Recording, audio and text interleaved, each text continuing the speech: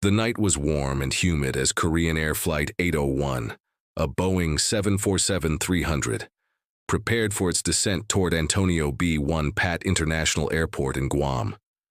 The aircraft had taken off from Seoul, South Korea, with 254 passengers and crew on board. The journey had been smooth, uneventful, and typical of a routine commercial flight.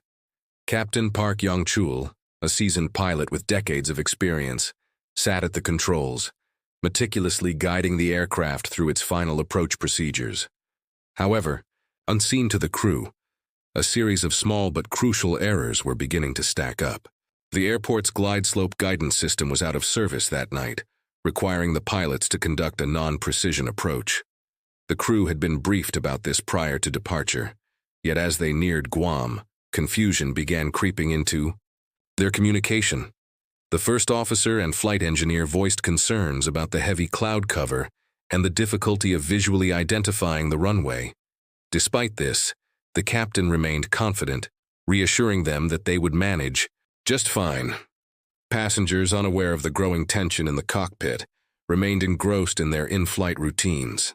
Some dozed off in their seats, lulled by the gentle hum of the engines, while others sipped their drinks or chatted softly. Flight attendants made their final rounds, ensuring everyone was buckled in for the landing. But in the cockpit, the pressure was mounting.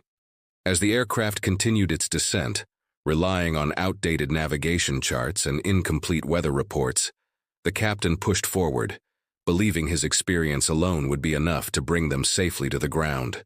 The unseen factors that would ultimately lead to disaster were already in motion, and the margin for error was growing perilously thin.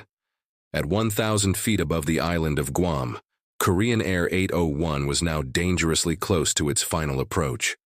But what should have been a routine descent was becoming increasingly chaotic. The captain, though experienced, was relying on an outdated mental model of the approach, failing to recognize the crucial differences in the procedure that night. "Guam Airport in sight?" the captain asked. His voice remained steady, but there was an edge of urgency.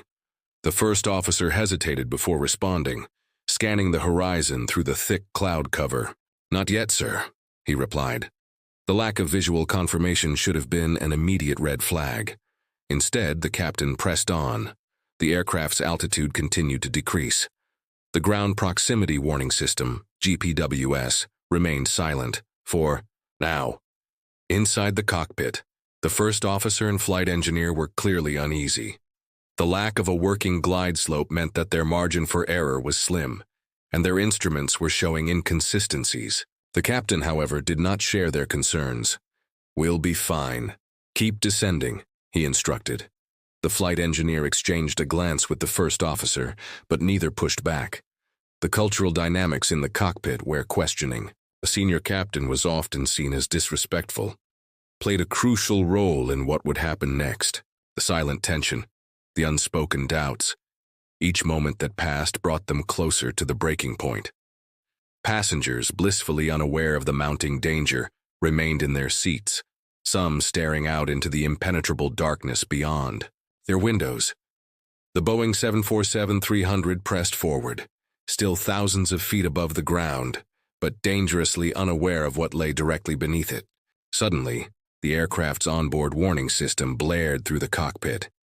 "Sink rate, pull up!" The mechanical voice of the GPWS shattered the tension, cutting through the calm yet misguided confidence of the crew. The captain's face stiffened. The first officer's hands gripped the controls a little tighter. "Pull up, pull up!" The warning continued, now with increasing urgency. The first officer's voice wavered as he turned to the captain. "Sir, should we—" The question never needed an answer. At that exact moment, Korean Air 801 struck Nimitz Hill. The sound of tearing metal, the violent jolt, and the sudden chaos overwhelmed everything else. The aircraft, traveling at high speed, clipped the trees before slamming into the terrain. The forward fuselage disintegrated on impact.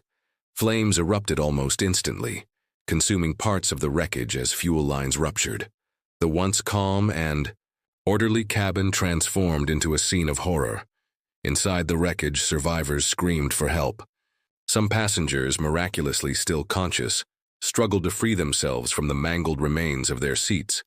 Smoke filled the air, and the sound of sirens in the distance signaled that first responders were on their way.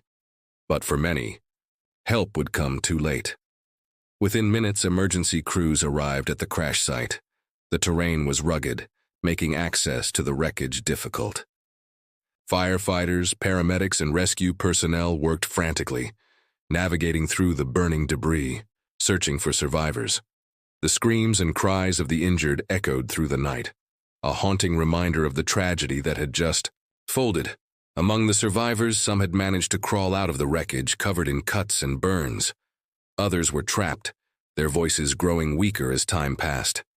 A flight attendant, dazed and bleeding, attempted to help an elderly passenger whose leg was pinned under the twisted remains of a seat. Rescue workers pulled them free just in time before the flames reached their section of the cabin. As daylight broke over the smoldering wreckage, the full scale of the disaster became evident. Of the 254 people on board, 26 had survived. The rest had perished in the inferno or on impact. The realization that this could have been prevented weighed heavily on the minds of investigators, who would soon arrive to determine what had gone so terribly wrong.